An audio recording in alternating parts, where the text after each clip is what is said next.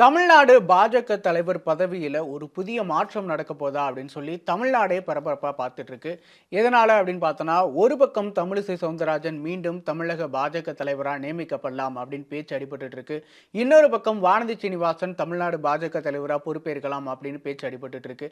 இன்னும் ஒரு பக்கம் பார்த்தோம் அப்படின்னா, நயினா நாகேந்திரன் அல்லது கருப்பு முருகானந்தம் இந்த மாதிரியான தலைவர்கள் கூட வந்து தமிழ்நாடு பாஜக தலைவரா பொறுப்பேற்று கட்சி வழிநடத்துறதுக்கான வாய்ப்புகள் அதிகம் இருக்கதா சொல்லப்படுது. இது எல்லாத்தையும் தாண்டி தனியா இன்னொரு விஷயமும் சொல்லப்படுது. அண்ணாமலையே தமிழ்நாடு பாஜக மாநில தலைவரா தொடர்றதுக்கான வாய்ப்புகள் அதிகம் இருக்கு அப்படின்னு சொல்லப்படுது.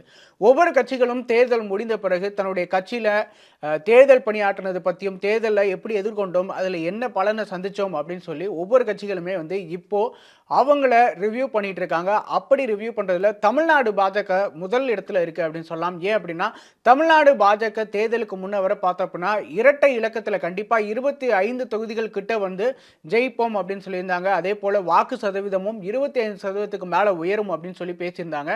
அப்படிதான் தேர்தலை எதிர்கொண்டாங்க. அப்படி இருக்கிற பட்சத்துல தமிழ்நாட்டில் பாஜக ஒரு பெரிய தோல்வியை சந்திச்சிருக்கு. பல இடங்கள்ல டெபாசிட் கிட்டத்தட்ட 11 தொகுதிகளில் டெபாசிட்டுமே இழந்திருக்காங்க. இந்த நிலையில ஏற்கனவே தேர்தலுக்கு முன்னர வந்து பேசின விஷயங்கள் என்ன ஆனது அப்படின்னு சொல்லி கட்சிக்குள்ளேயே சலசலப்பு இருந்திருக்கதா சொல்லப்படுது.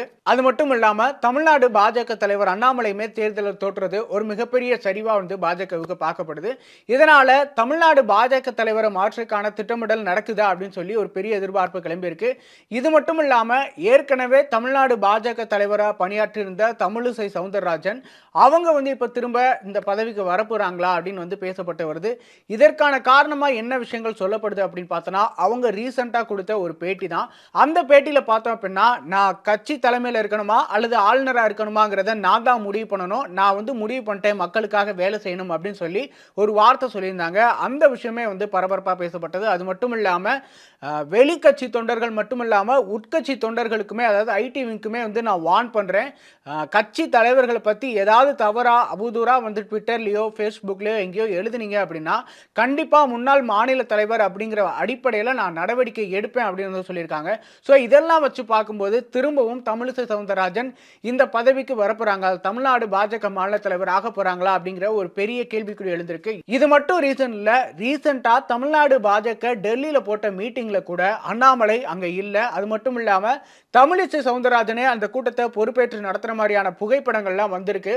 ஸோ இதெல்லாம் வச்சு பார்க்கும்போது அடுத்த மூவுக்கு வந்து தமிழ்நாடு பாஜக தயாராயிட்டாங்களா, தலைமையை மாற்ற போறாங்களா அப்படிங்கிற ஒரு பெரிய டவுட் வந்திருக்கு. ஏன் அப்படின்னா ரீசன்ட் இயர்ஸ்ல, அதாவது அண்ணாமலை பொறுப்பேற்றதுக்கு பிறகு தமிழ்நாடு பாஜகவில் இருந்து நிறைய சலசலப்பான விஷயங்கள் வந்துகிட்டே இருந்தது. குறிப்பா வார் ரூம் அட்ராசிட்டிஸ் அப்படின்னு சொல்லி ட்விட்டர்ல டெய்லி நிறைய விஷயங்கள் பேசப்பட்டது. தலைமைக்கு எதிராக வந்து யாராவது பேசினாங்க, அதாவது அண்ணாமலைக்கு எதிராக யாராவது பேசுறாங்க அப்படின்னா அவங்களுக்கு எதிராக வந்து ட்விட்டர்லேயே வந்து பெரிய கருத்துக்கள்லாம் போட்டு அவங்களை அவதூறு பரப்புற மாதிரியான விஷயங்கள்லாம் பரப்பப்பட்டதா வந்து நிறைய விஷயங்கள் தொடர்ந்து பேசப்பட்டது. அதற்கு உதாரணமா காயத்ரி ரகுராம சொல்லலாம். அவங்க இந்த விஷயத்துல நிறைய வந்து பேசியிருந்தாங்க. ஸோ அவங்களுமே வந்து இந்த மாதிரி தலைமைக்கு எதிராக பேசினாங்க அப்படிங்கிறதால வந்து அவதூறு பரப்பப்பட்டதா அந்த நேரத்தில் பேசப்பட்டது. ஸோ இந்த வார் ரூம் அட்ராசிட்டிஸ் பேசப்பட்டது. அது மட்டும் இல்லாமல் தமிழ்நாடு பாஜகவை ப்ரமோட் பண்ணாம தன்னை ப்ரமோட் பண்ணிக்கிறாரு அண்ணாமலை அப்படிங்கிற குற்றச்சாட்டுமே அந்த நேரத்தில் வைக்கப்பட்டது. இந்த மாதிரி ரீசன்ஸ் வந்து நிறைய வைக்கப்பட்டது. ஆனா இப்போ அண்ணாமலை சைட்ல இருந்து சொல்லப்படுற விஷயம் என்ன அப்படின்னு பார்த்தோம்னா, 2024 மக்களவை தேர்தலில் தமிழ்நாடு பாஜக வாக்கு சதவீதத்தில் உயர்ந்திருக்கு அப்படின்னு வந்து அவங்க ஜஸ்டிஃபை பண்றாங்க. இன்னொரு பக்கம் பார்த்தோம் அப்படின்னா இந்த மாதிரியான குற்றச்சாட்டுகள் தொடர்ந்து வந்து வைக்கப்படுது. அதாவது வார் ரூம் அட்ராசிட்டிஸ், தன்னை ப்ரமோட் பண்ணிக்கிறது, கட்சியில் நடக்கிற உட்கட்சி பிரச்சனைகளை நிறைய விஷயங்கள் வெளியே வருது, ஆடியோ வீடியோ அந்த மாதிரியான ரீசன்ஸ்லாம் வந்து சுட்டி காட்டப்படுது. ஸோ இதனால தமிழ்நாடு பாஜக மாநில தலைவர் அண்ணாமலை வந்து மாற்றப்பட போகிறாரா, அந்த இடத்துக்கு தமிழிசை சவுந்தரராஜன் வரப்போறாங்களா அப்படிங்கிற பெரிய எதிர்பார்ப்பு இந்த நேரத்தில் தமிழ்நாட்டில் எழுந்திருக்கு.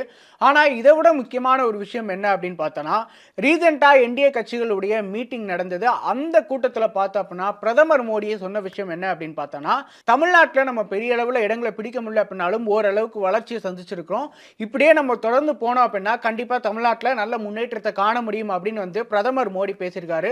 அதை வச்சு பார்க்கும்போது தமிழ்நாடு பாஜக தலைவர் அண்ணாமலை மேல பிரதமர் மோடி ஒரு நம்பிக்கை வச்சிருக்கிறாரு அப்படிங்கிற அப்படிங்கிற விஷயமும் சுட்டிக்காட்டப்படுது. ஸோ இப்படி ஒரு பக்கம் இருந்தாலும் இன்னொரு பக்கம் அண்ணாமலைக்கு எதிராக வந்து தமிழ்நாடு பாஜகவில் பெரிய குழப்பங்கள் இருக்கதாகவும் சொல்லப்படுது. அதே போல கூட்டணி உடைஞ்சதுக்குமே கூட தமிழ்நாடு பாஜக தலைவர் அண்ணாமலை தான் காரணம் அப்படின்னு சொல்லப்படுது. அதாவது அதிமுக பாஜக கூட்டணி உடைஞ்சதுக்கு காரணமே வந்து அதான் சொல்லப்படுது. சொல்லப்போனா தமிழிசை சவுந்தரராஜனே அந்த விஷயத்துல மாறுபட்ட கருத்தை சொல்லியிருந்தாங்க. அண்ணாமலை சொன்னதுக்கு ஆப்போசிட்டான கருத்தை சொல்லியிருந்தாங்க. ஸோ நல்ல கூட்டணி அமைச்சிருந்தா திமுக ஒரு இடத்துல கூட ஜெயிச்சிருக்க முடியாது அப்படிங்கிற கருத்தை அவங்க வச்சாங்க. ஆனா தமிழ்நாடு பாஜக தலைவர் அண்ணாமலை அதிமுக கூட்டணிக்கு எதிரான ஒரு நிலைப்பாடுல தான் இருக்காரு. ஸோ இப்படி பார்க்கும்போது ரெண்டு தலைவர்கள் வேற வேற விதமான கருத்துக்களை முன்வைக்கிறதுமே வந்து கவனிக்கப்பட்டது. ஆனா பிரதமர் மோடி அண்ணாமலை மேல ஒரு நம்பிக்கை வச்சிருக்கிறாரு அப்படிங்கிறது அந்த என்டிஏ கூட்டத்தில் பேசின விஷயத்துல இருந்து தெரிய வருது. இன்னொரு பக்கம் என்ன அப்படின்னா, இப்போ தலைமை மாற்ற போறாங்க அப்படின்னாலும் அது உடனே நடக்குமா அப்படின்னு சொல்ல முடியாது. ஏன் அப்படின்னா மத்தியில பதவியேற்பு விழா வந்து இப்பதான் நடக்க போகுது. அங்கே வந்து ஏகப்பட்ட சிக்கல்கள் இருக்கிறதால, அமைச்சரவை பதவியை பிரிக்கிறதால, ஸோ நிறைய சிக்கல்கள் அங்கே இருக்கு. கூட்டணிக்குள்ள நிறைய சிக்கல்கள் இருக்கிறதால தமிழ்நாடு பாஜக தலைவர் மாற்றப்பட போறதே இன்னும் சில நாட்கள்ல தெரிய வரும். அல்லது அண்ணாமலையே தொடர்றாரா அப்படிங்கிற விஷயமே கூட உறுதிப்படுத்தப்படும் அப்படின்னு சொல்லப்படுது.